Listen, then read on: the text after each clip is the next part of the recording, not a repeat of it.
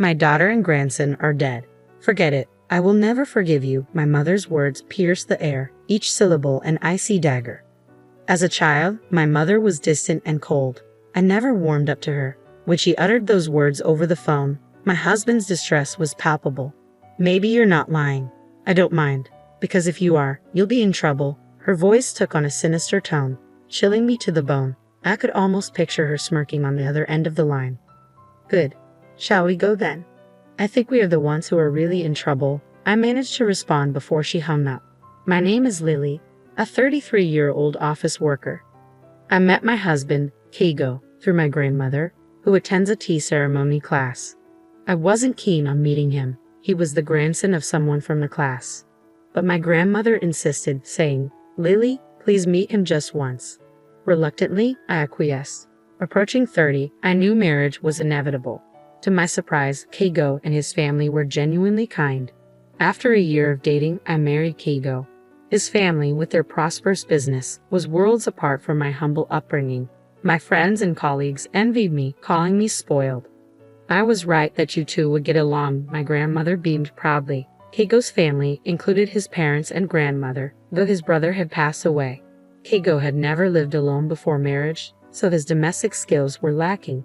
I found myself frustrated with his habits. He'd leave clothes strewn about and dishes unwashed. One day, he casually referred to me as mother. Shocked, I packed my bags and left. At home, I feigned loneliness, masking the truth about my crumbling marriage. When my grandmother inquired about my marital bliss, I forced a smile. "It's okay," I replied, hiding the turmoil within. But deep down, I knew the root of my unease. My mother. She had always been intimidating, casting a shadow over my childhood. With my father busy with work and my grandfather gone, her presence loomed large.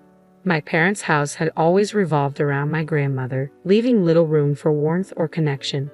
When I was young and sought answers from my mother, her response was always the same: "Ask Grandma." It left me feeling like she wasn't interested in me, so I stopped confiding in my parents altogether. Yet my grandmother was different. Intrusive, yes, but she believed that following her advice would lead to happiness. As soon as I graduated from university, I left home. I didn't fully grasp what family meant, but my husband's family seemed harmonious. They always ate together, even if I was famished, waiting for everyone to be ready. My husband once remarked that this tradition persisted even after he moved out. 3 days after returning home from my escape, my grandmother, along with my husband and mother-in-law, appeared in my room. "It's my fault. Let's go home together," my grandmother pleaded. My husband looked remorseful. "I spoiled him too much," he admitted. I was swayed by their apologies. But as explanations unraveled, blame was cast upon me too.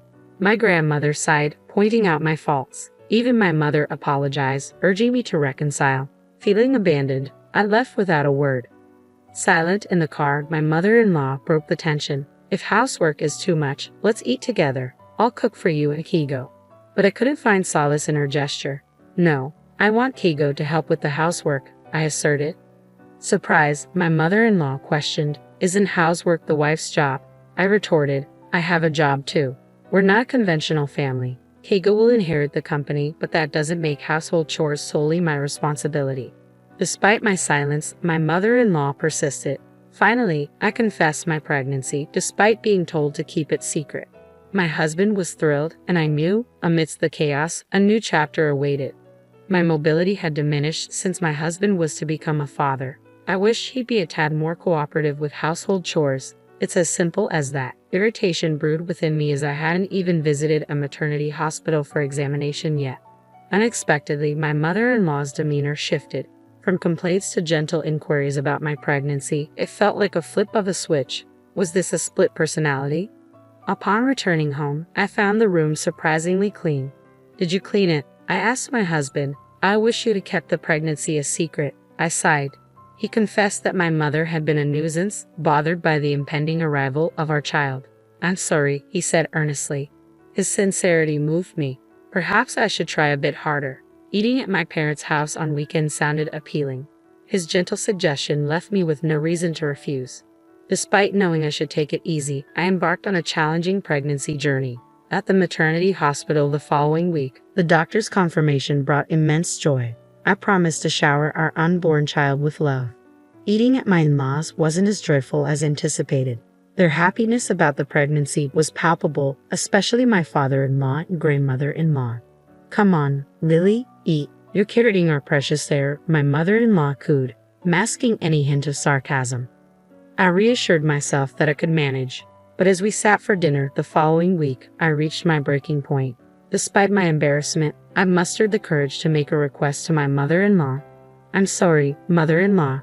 My mother-in-law's smile abruptly faded into a grim expression when I mentioned my morning sickness. Feeling uneasy and unwell, I confessed that I couldn't wait until dinner time to eat due to nausea.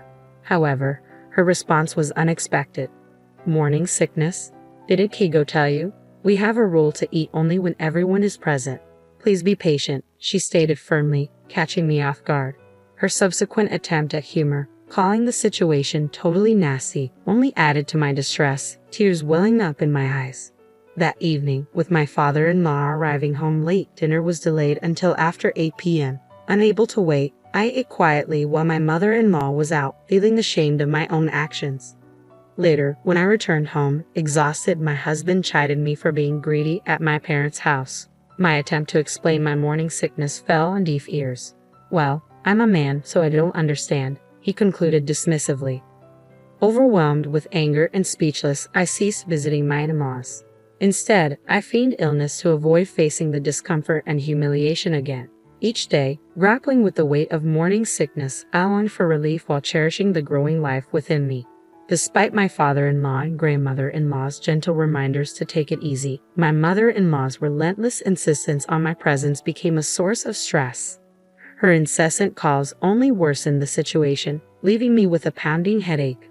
In the midst of my discomfort, I couldn't help but wonder why Keigo was the only one visiting my parents' house.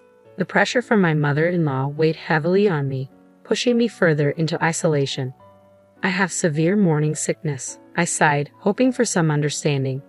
"Ha, again? I guess that means you're feeling good," my mother-in-law quipped, her tone light. Feeling dismissed, I retorted, "Yes, even though I look sick, no one sympathizes with me.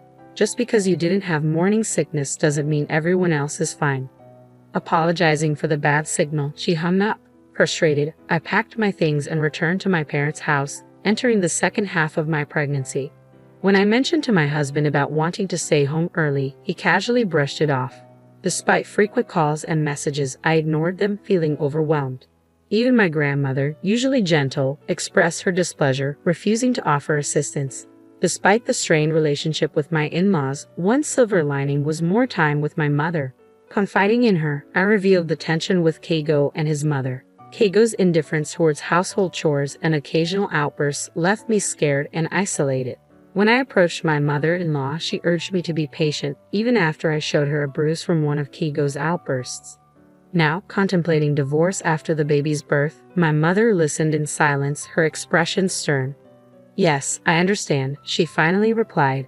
With just one word, I responded to the chaos unfolding around me. Eventually, I gave birth to a healthy baby boy.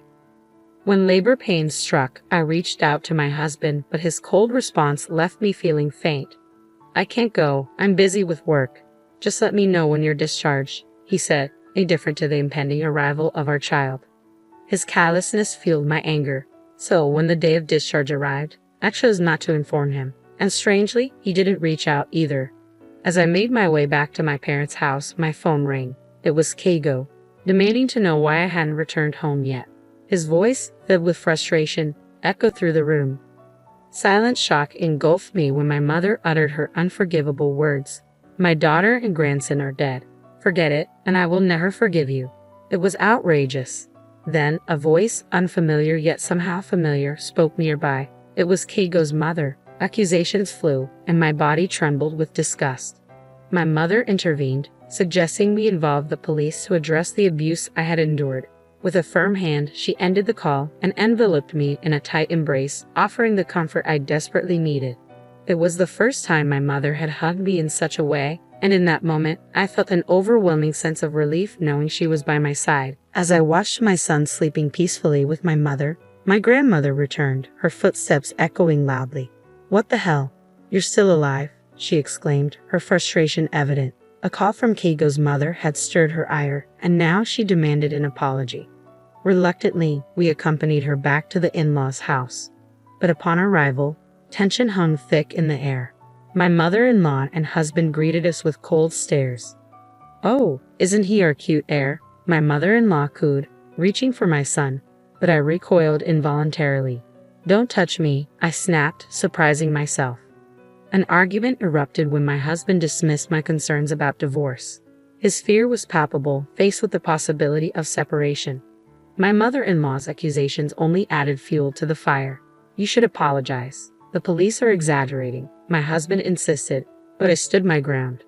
Amidst the chaos, my mother's silence spoke volumes. "Which one is crazy?" she challenged, glaring at my grandmother. Suddenly, a commotion from outside interrupted the confrontation. Keigo's grandmother arrived, her presence commanding attention. With cold eyes, she admonished her daughter and grandson for their behavior. In that moment, realization dawned. Keigo's obsession with the family business had blinded him to my struggles. His grandmother's words struck a chord, prompting apologies from both my husband and mother-in-law. As the tension eased, Keigo's grandmother turned to me. "Lily, I'll make sure you take responsibility." "I'm sorry," she said, offering a glimmer of hope for reconciliation. "I hadn't realized it, but you're considering breaking up with Keigo.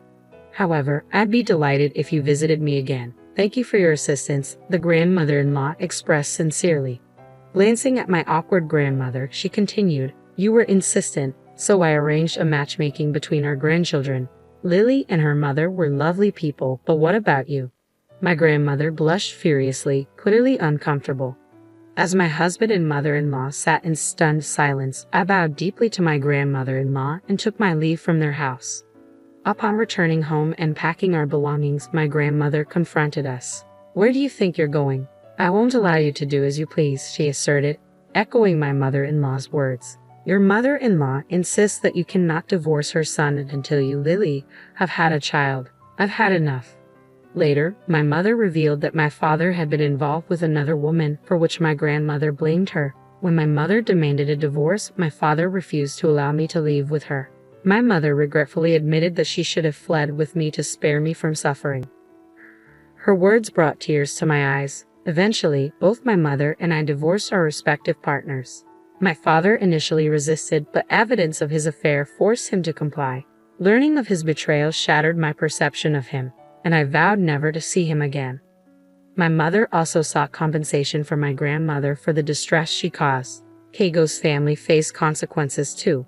They were ousted from their former position of influence due to embezzlement allegations. It turned out that Keigo's grandmother, now the company's chairwoman, had uncovered their wrongdoing. When faced with the ultimatum between family and company, Keigo chose the latter without hesitation. His tearful reunion with his mother bore no forgiveness, as they both faced accusations of criminal activity before disappearing.